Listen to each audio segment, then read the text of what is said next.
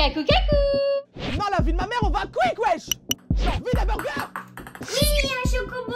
Sur internet, on entend souvent parler de la culture du vide. Vous savez, c'est ce terme qui désigne une société apparemment centrée sur l'apparence et la superficialité. Une société où les internautes consommeraient du contenu sans réelle valeur, juste pour se divertir.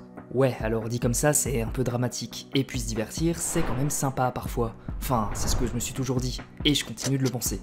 Mais ce n'est pas pour autant que tout divertissement est bon à prendre. Aujourd'hui, j'aimerais vous expliquer pourquoi, selon moi, il est crucial de prêter attention au contenu que l'on consomme, et comment cette consommation peut avoir des impacts parfois dramatiques, non seulement sur nous, mais aussi sur les autres. Mais avant toute chose, laissez-moi vous montrer ceci.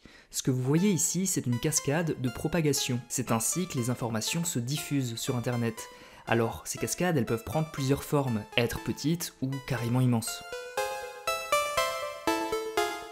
Le problème, c'est que les fausses informations forment souvent les plus grandes cascades, avec plus de branches et une propagation encore beaucoup plus rapide. En clair, les fake news et les rumeurs deviennent virales plus facilement. Pourquoi ? Eh bien parce que leur contenu est souvent très impactant et que beaucoup de gens les partagent sans même vérifier leur véracité. Et ça pose de sérieux problèmes. Déjà, ça engendre une certaine mésinformation de masse, où les conséquences peuvent être plus ou moins sérieuses. Par exemple, vous vous souvenez peut-être de la rumeur selon laquelle les antennes 5G propageaient le Covid. Ouais, ça prête à sourire. Enfin, jusqu'à ce que des gens se mettent vraiment à aller brûler ces antennes ou à attaquer des techniciens.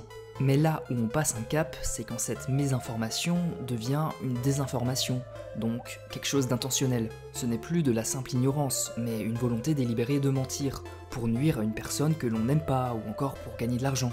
Par exemple en s'inventant des maladies ou des problèmes pour récolter des dons, ou simplement de l'attention. Si ces fausses informations se propagent si vite, c'est en grande partie parce qu'elles sont sensationnelles, et parce qu'elles confirment ce que beaucoup pensent déjà. Rajoutez à ça les sites militants et les politiciens sans scrupules qui se font plaisir pour manipuler l'opinion de la foule, et le web devient un gros bazar avec des informations douteuses qui circulent dans tous les sens. Et oui, il ne faudrait pas oublier que ça, c'est l'exception. Sur X par exemple, 93% des cascades ressemblent à ça. Ouais, en gros, les gens postent quelque chose, mais personne ne le repartage. Et si vous êtes déjà un peu plus chanceux, vous pourrez obtenir quelque chose comme ça. Ça reste très moyen. Et on comprend vite que si on veut devenir viral, va falloir choquer. C'est full haine. C'est full genre en mode je le savais que c'était dès qu'il n'y a pas de caméra. Mais qu'en est-il alors des contenus plus traditionnels, que l'on consomme juste pour se divertir? Est-ce vraiment problématique? Parce qu'ok, parfois c'est débile, on le sait. Mais on regarde ça simplement pour rire, enfin, ça va pas nous rendre plus idiots pour autant. Enfin, en êtes-vous vraiment certain? Et que dit la science par rapport à tout ça?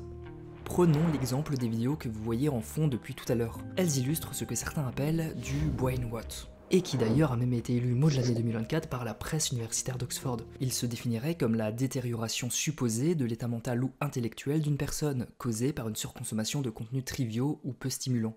Bon, pas de panique, regardez, ce style de contenu ne vous rendra pas idiot. Du moins, a priori.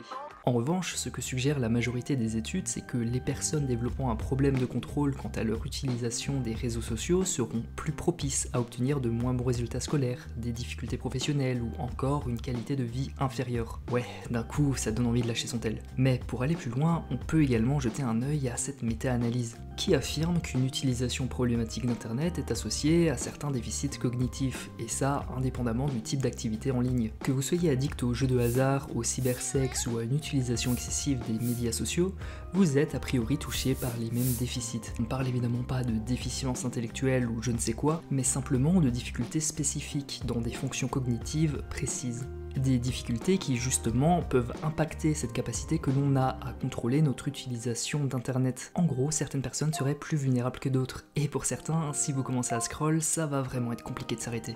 Après, est-ce que justement ces difficultés ne seraient pas également, au moins en partie, les effets d'une utilisation problématique d'internet? C'est une question qu'on peut se poser, mais bon, on n'a pas de preuve d'un lien de causalité direct, du moins dans cette méta-analyse. Mais on pourrait se pencher sur d'autres études, qui elles montrent que certains effets sont bien dus à certains types de contenus. Par exemple celle-ci qui prouve que le format TikTok peut nuire de manière significative à notre mémoire prospective, autrement dit notre capacité à nous souvenir de faire des choses prévues. En gros, on évalue la mémoire prospective de plusieurs personnes en leur faisant passer un test, puis pendant 10 minutes on les laisse aller sur TikTok, Et après ça, ils repassent un test similaire. Et là, on observe que leur performance baisse, contrairement aux situations où ils ne font rien ou vont sur d'autres réseaux.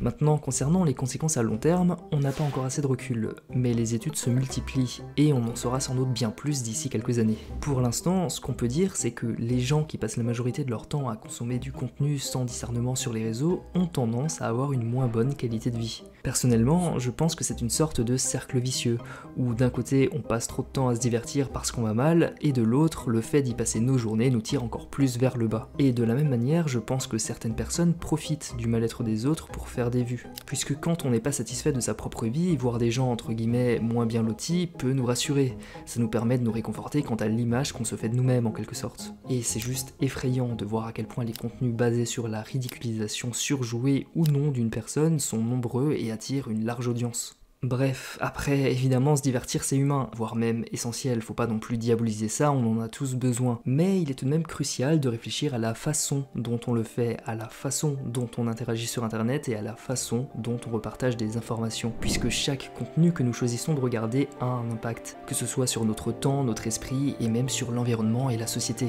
Et c'est justement pour toutes ces raisons que je ne peux que vous conseiller de repenser la manière dont vous consommez et interagissez sur ces plateformes.